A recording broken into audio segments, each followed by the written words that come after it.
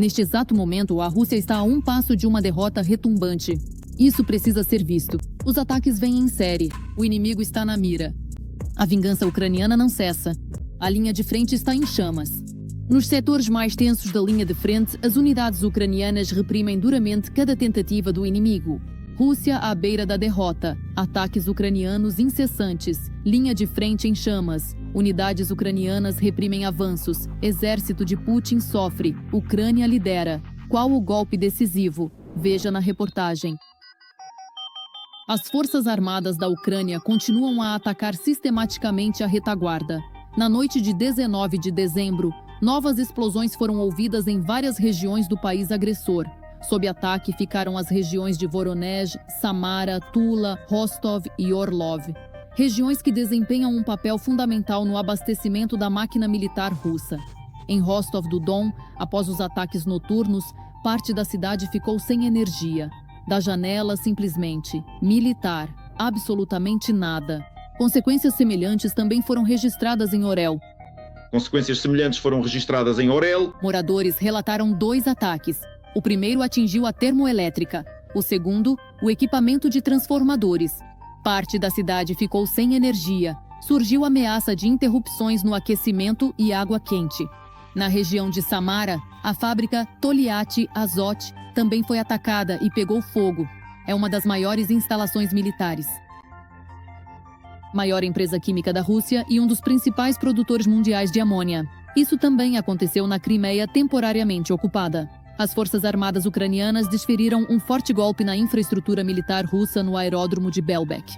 Com a ajuda de drones de longo alcance do Centro de Operações Especiais Alfa-SBU, elementos-chave da defesa antiaérea inimiga foram desativados, causando prejuízos de centenas de milhões de dólares. Foram atingidos 2 complexos de detecção por radar de longo alcance Nebo-SVU, o radar 92N6 do complexo Esmina. S-400 Triumph, sistema de mísseis antiaéreos Pantsir S-2.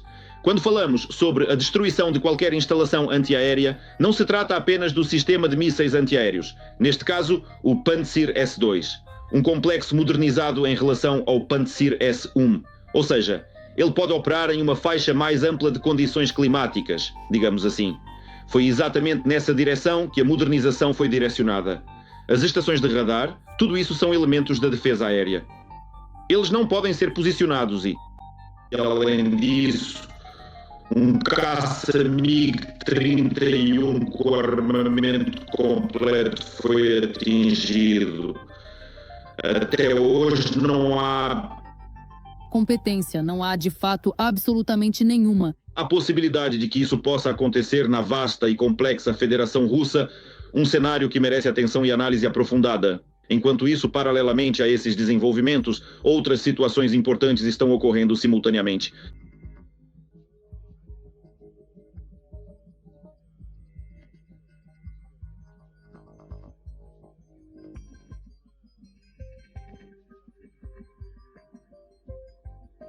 A situação na linha de frente continua tensa. O inimigo não diminui o ritmo e tenta conquistar pelo menos alguns centímetros de terra ucraniana.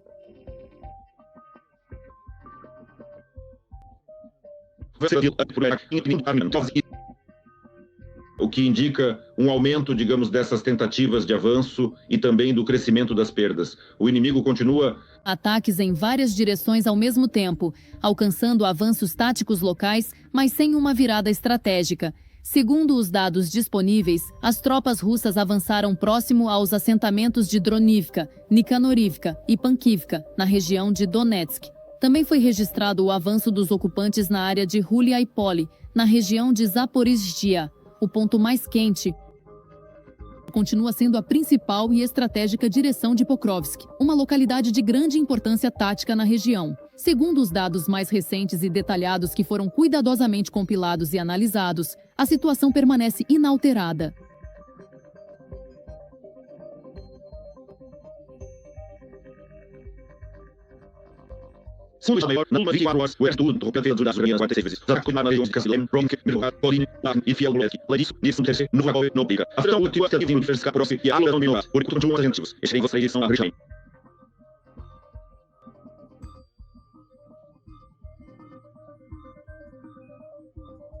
Este assentamento é muito importante do ponto de vista logístico para as nossas tropas que defendem Pokrovsk.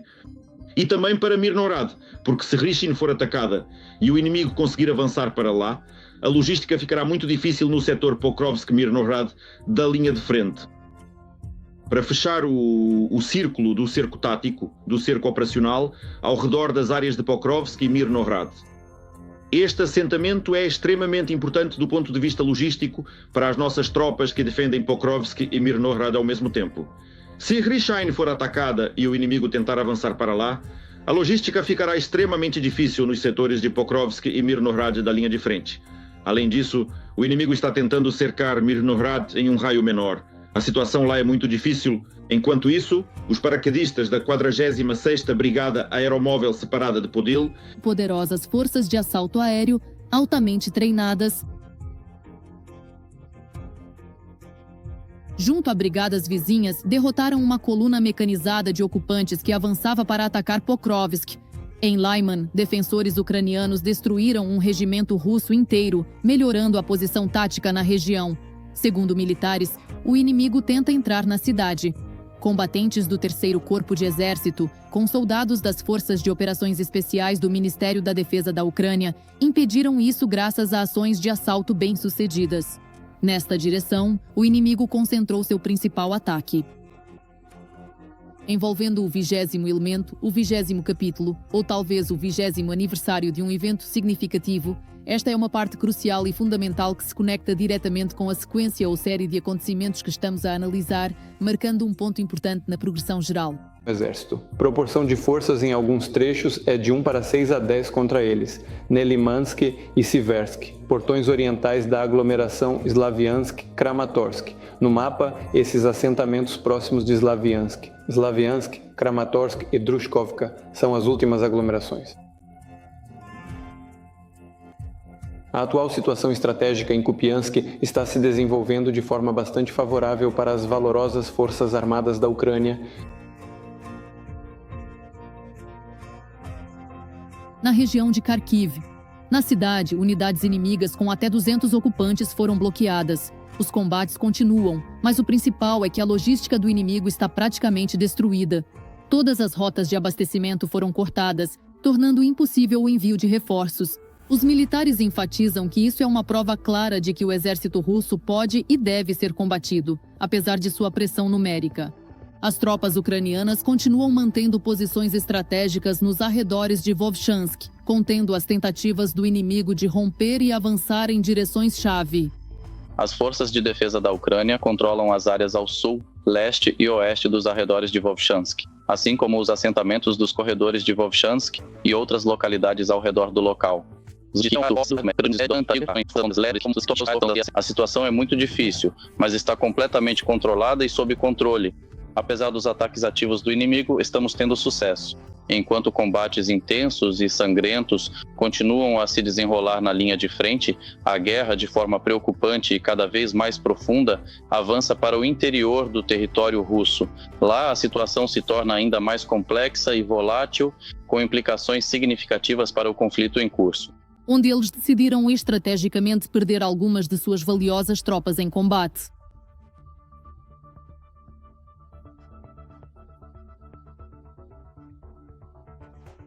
A embarcação estava próxima ao terminal de transbordo de derivados de petróleo da refinaria de Novochakhtinsk, um dos elementos-chave da logística do sul. Em Rostov, o petroleiro Valery Gorchakov foi atacado perto do terminal da refinaria de Novochakhtinsk, chave na logística de combustíveis do sul da Rússia. Segundo a Astra, após o ataque, o petroleiro afundou com a popa submersa, área isolada e navio cercado para conter vazamento. O ataque não foi pontual, mas sistêmico. Foram danificadas a casa do leme e o casco da embarcação. Surgiram buracos nos compartimentos de máquinas e de direção. Um incêndio irrompeu. O Valery Gorchakov está sob sanções dos EUA, União Europeia, Reino Unido, Canadá e Suíça. Segundo a direção principal de inteligência do Ministério da Defesa da Ucrânia, o petroleiro entrou em portos em territórios ocupados, participando da logística que apoia a máquina de guerra russa. Urgente. Putin se dirigiu a Zelensky e declarou algo sobre a Ucrânia que deixou todos em choque. E logo veio uma nova declaração do ditador do bunker sobre o fim da guerra. Os EUA ficaram boquiabertos. O Kremlin mandou Washington abertamente para longe. O plano de paz acabou. Os primeiros detalhes. O chefe da Federação Russa começou um novo jogo, no qual fará Trump sair como perdedor. Os russos estão em alerta. Afinal, o que acontecerá a seguir? Detalhes sobre isso e muito mais em... Na matéria em instantes, fisicamente fraco, confuso e completamente desconectado da realidade. Quero pedir desculpas a vocês, Pedir desculpas a vocês, Putin mais uma vez realizou sua linha direta de fim de ano, onde supostamente prometeu responder a todas as perguntas que preocupam os russos comuns. Isso será feito e será feito rapidamente. Mas, em vez de respostas para as questões urgentes que preocupam os russos, como quando a guerra na Ucrânia vai acabar, se os idosos podem esperar um aumento nas pensões e o que fazer com os preços exorbitantes nas lojas, e além disso com as despesas e faturas relacionadas aos serviços públicos essenciais como eletricidade, água, gás e internet, que representam uma parte considerável dos gastos mensais de qualquer residência ou empresa.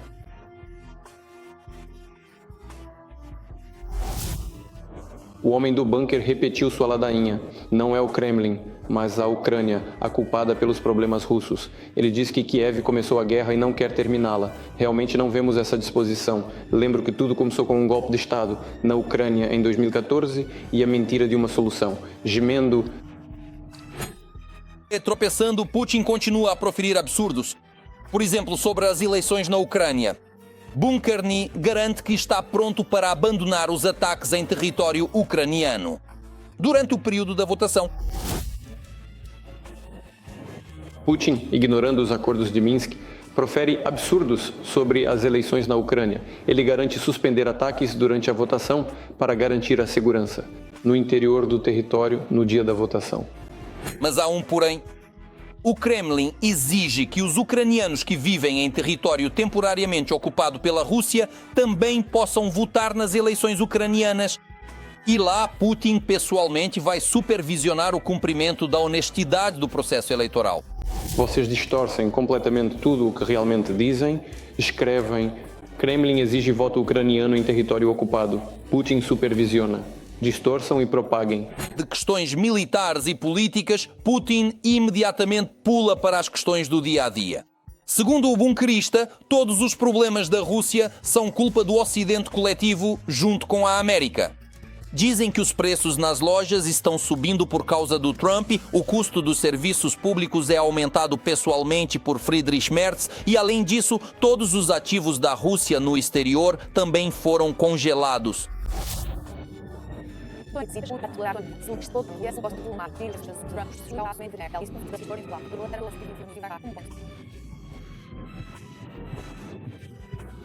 Roubo, Pavlo, não é de forma alguma uma solução adequada para a situação.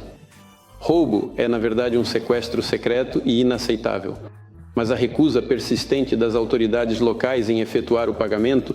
Dinheiro aos ocupantes por ferimentos e mortes, o presidente russo não considera roubo, assim como os esquemas de desvio pelos generais dos pagamentos aos soldados pela assinatura de contratos. Isso, na opinião do bunker, são apenas pequenos erros que supostamente serão corrigidos em breve. Pelos generais dos pagamentos aos soldados pela assinatura de contratos. Isso, na opinião do bunker, são apenas pequenos erros que supostamente serão corrigidos em breve. Infelizmente, até agora, não foi possível estabelecer uma interação normal entre o Ministério da Defesa e o bloco social do governo. Lá existem muitas questões relacionadas à alta burocracia.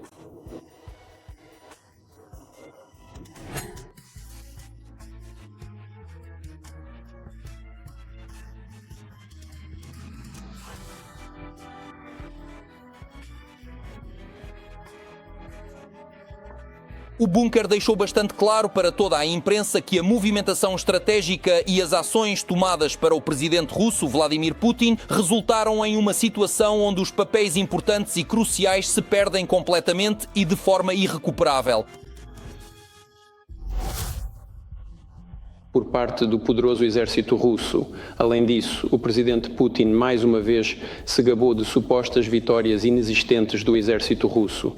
Em particular, ele anunciou que a cidade de Kupiansk está agora sob o controle total e efetivo das Forças Armadas da Rússia. No cerco a essa importante localidade, lá estariam supostamente cerca de 3.500 militares das Forças Armadas da Ucrânia, enfrentando uma situação bastante delicada.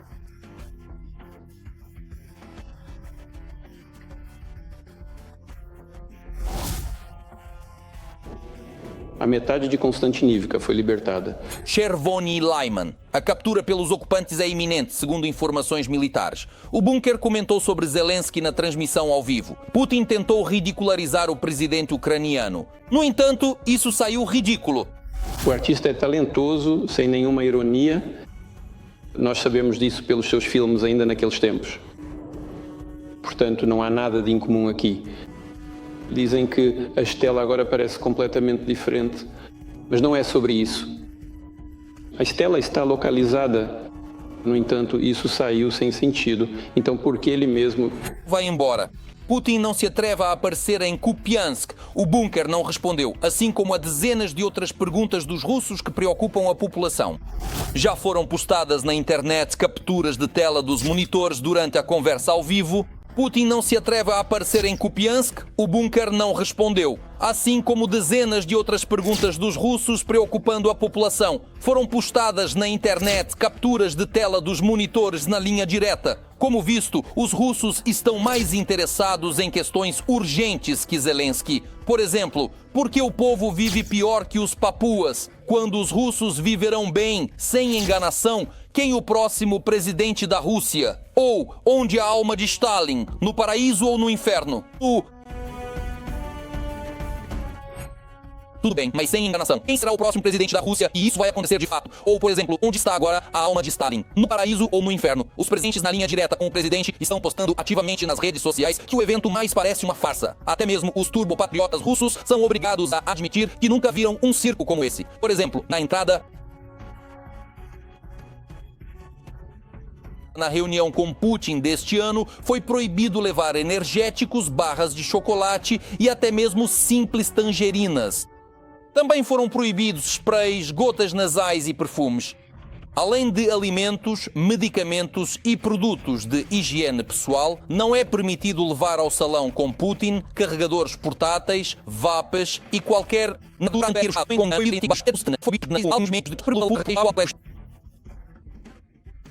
Tati, quando começou a linha direta, muitos se recusaram a aplaudir com a aparição do ditador russo. As ovações só percorreram o salão no final do evento, quando o Bunker finalmente parou de falar suas bobagens. Desta vez, seu discurso durou impressionantes 4 horas e meia. Por agora é tudo. Com vocês estive eu, Darina Hutskao. As notícias mais quentes estarão na nossa próxima edição e, por enquanto, não se esqueça de se inscrever e deixar seu like. Até a próxima! Há 5 minutos, o SBU revelou o impossível, um resultado que atinge o coração da Federação Russa. O mundo aplaude de pé. Putin está em pânico, cedendo a Lukashenko. Avelan, Belarus concluirá a missão? A OTAN vai explodir. Choque. O ditador declarou com aspereza fim da guerra e um apelo urgente ao presidente Zelensky. Naquele exato momento, algo aconteceu na frente de batalha. Soldados russos iniciam retirada da Ucrânia. A Europa finalmente escolheu o lado da força. Tudo sobre isso em nossa edição Ponto do Inferno. A sensação da SBU fez o incrível. Moscou perdeu seu sensor de sombra. O agente que vinha sendo perseguido na Europa há anos foi finalmente neutralizado. Desceu até o fundo do mar com a frota. Uma operação especial mágica. Os ataques ucranianos estão exaurindo as forças da Federação Russa. Os limites do desastre estão se expandindo a cada hora. Novo recorde, 1000 quilômetros da fronteira com a Ucrânia. Os russos começam a reclamar. Será que este é o começo do colapso do inimigo? Falaremos sobre isso em instantes. Na noite de 19 de dezembro, as forças de defesa realizaram um ataque de drones contra um dos petroleiros da frota clandestina da Rússia que estava no mar Mediterrâneo. Isso foi relatado por um dos canais do Telegram, citando fontes russas, De acordo com informações obtidas de fontes confiáveis e verificadas, foi confirmado que os detalhes fornecidos são precisos e refletem o entendimento atual da situação.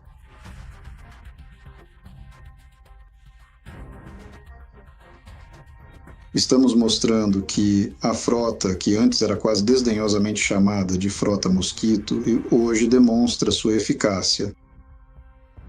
Estamos vendo os resultados. Acho que isso é só o começo, ainda vem mais por aí. Segundo informações preliminares, 7 pessoas teriam ficado feridas no ataque. Entre os eliminados, mais 2 pessoas morreram. General Andrei Averianov, do GRU. Um funcionário do GRR, um dos chefes de departamento, liderava a unidade militar número 29155, mas isso não significa nada. Muito provavelmente é a unidade que realizava operações de sabotagem.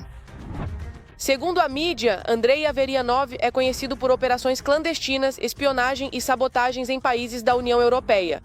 Averianov é o principal executor e também de muitas tarefas muito misteriosas e complexas que o próprio Putin lhe confiou. Isso está relacionado a operações desconhecidas, como o envenenamento dos Skripal, explosões de depósitos na Tchequia, na Bulgária e em outros lugares.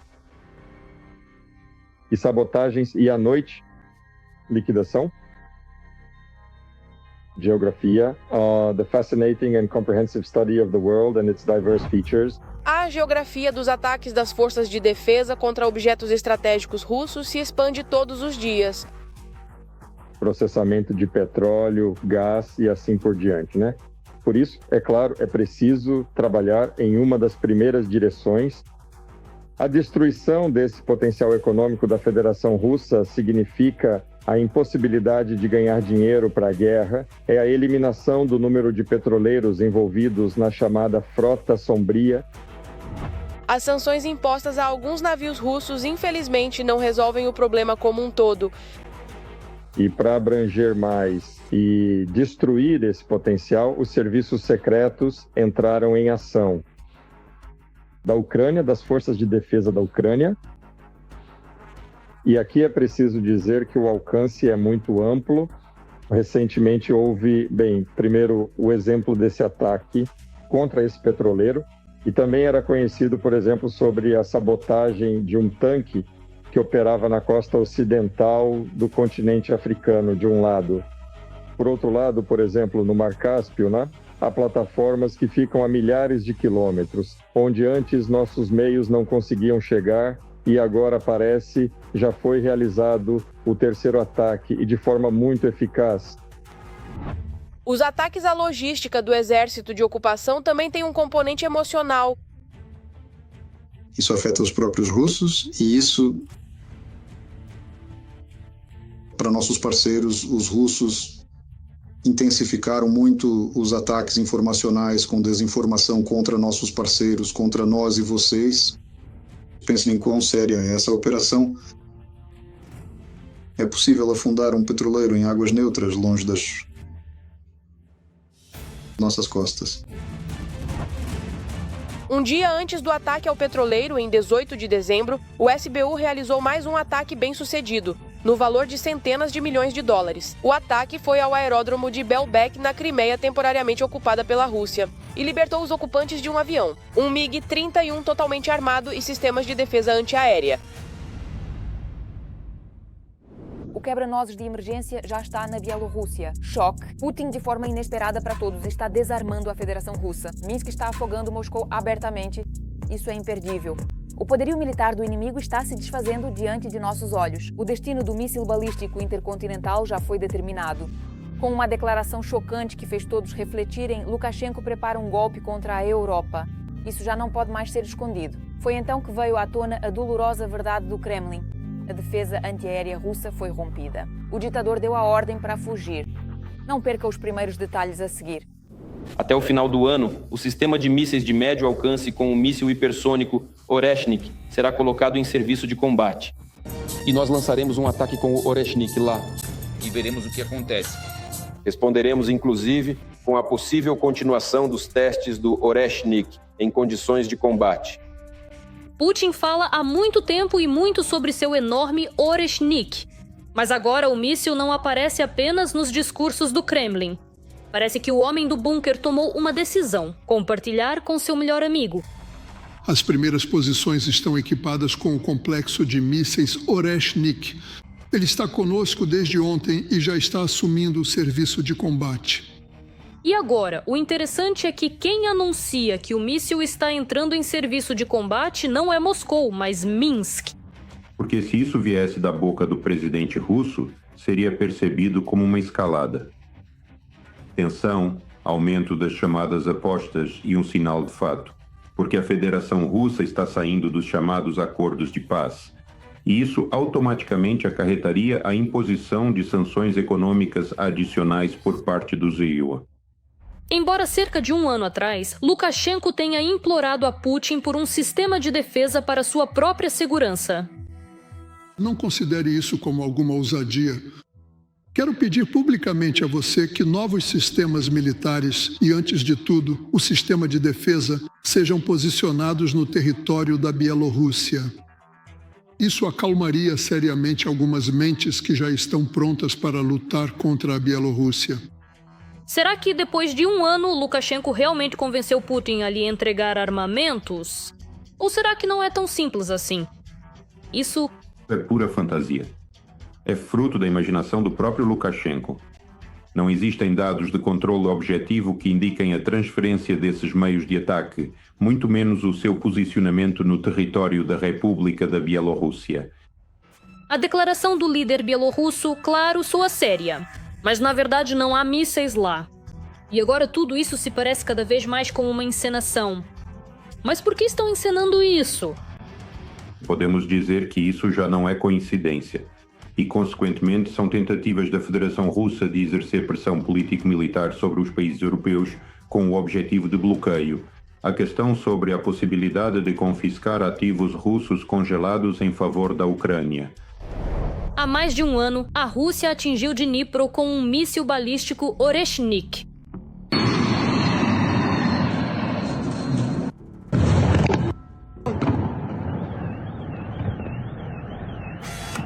Agora informam que o tempo de voo do míssil da Bielorrússia até Kiev é de 1 minuto e 50 segundos, até Varsóvia 2 minutos e 20 segundos e até a Lituânia um pouco mais de 1 minuto.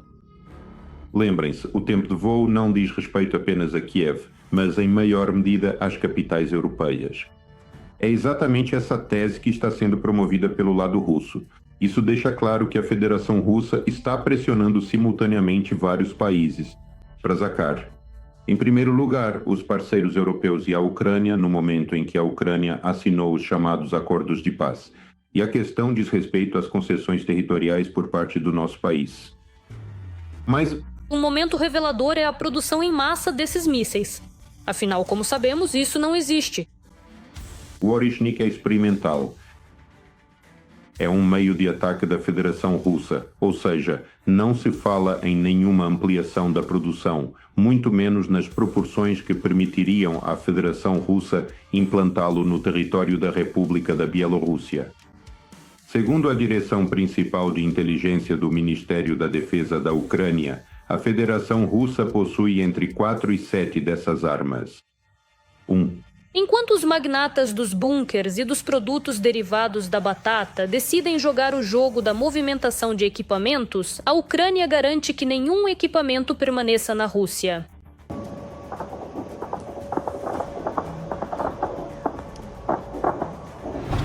No aeródromo de Belbek, o Serviço de Segurança da Ucrânia, SBU, destruiu um MiG-31 russo e ainda mais equipamentos no local. Estamos falando de equipamentos de alta tecnologia e de última geração, que representam um investimento substancial no valor de centenas de milhões de dólares, o que demonstra a magnitude e a importância desses ativos. O componente militar, assim como o informativo, político e econômico. E isso é só o começo. Neste exato momento, a Europa apostou tudo na vitória da Ucrânia e fez isso de forma estrondosa. Enquanto Moscou construía ilusões sobre o cansaço do Ocidente, Bruxelas reuniu 90 bilhões e deu um golpe na reputação do Kremlin. Isso é um verdadeiro tapa político.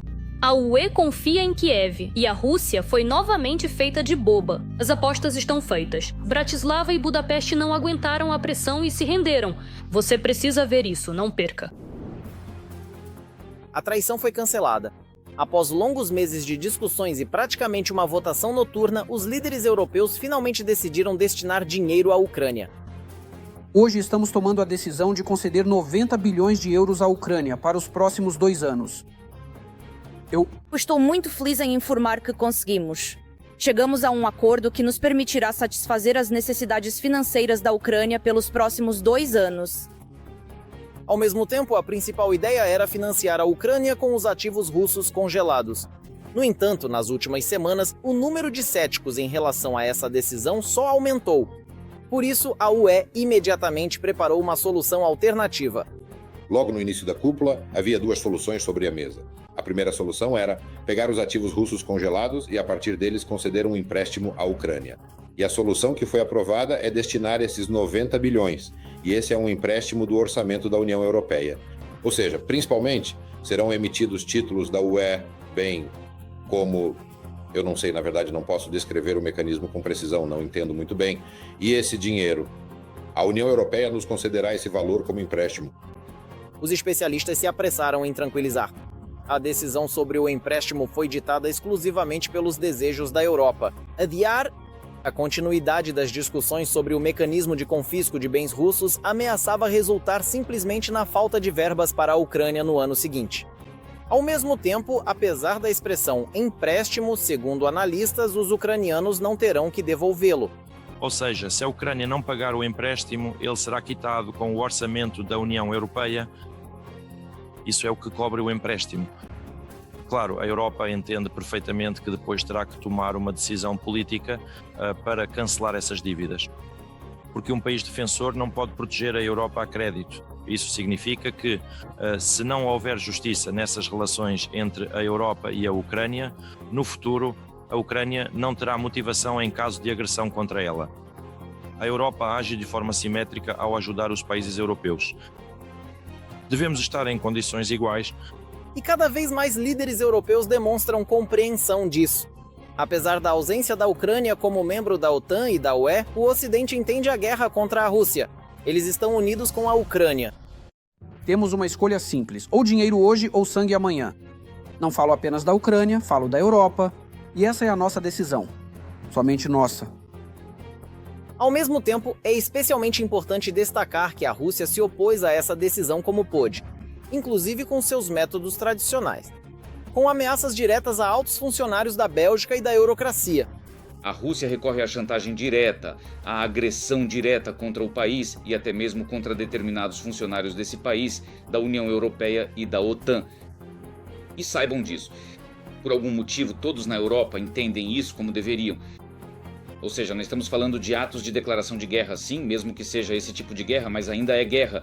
Quando funcionários de um Estado ameaçam funcionários de outro Estado com assassinato. Vale ressaltar que, deixando de lado as divergências sobre a confiscação do dinheiro de Moscou, os participantes votaram unanimemente a favor da concessão do crédito. Assim, conseguiram convencer até mesmo a Hungria e a Eslováquia. Muitos achavam que a Hungria iriam certamente bloquear essa decisão. Claro, encontraram uma forma, encontraram uma abordagem para Orbán, e o principal é o aspecto financeiro. Aqui precisamos entender que é um momento incrivelmente importante que está do lado da Ucrânia. Os apoiadores mais ativos são a França e a Alemanha.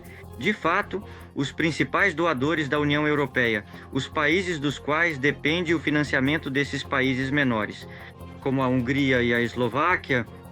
E Friedrich Merz, quando assumiu o cargo de chanceler, já insinuava que, se os países que minam a unidade europeia reivindicarem o dinheiro europeu, ele irá revisar ativamente essa política. Analistas acreditam que isso se tornou um ponto de virada na questão da votação dentro da União Europeia. E agora, ao congelar indefinidamente os ativos russos e, na prática, dar a si mesmos mais 2 anos. Para tomar uma decisão, a UE sabe como agir contra aqueles que resistirem à posição coletiva. Quanto ao crédito de reparação e à confiscação dos bens russos, então, é evidente que esse processo vai ocorrer em paralelo.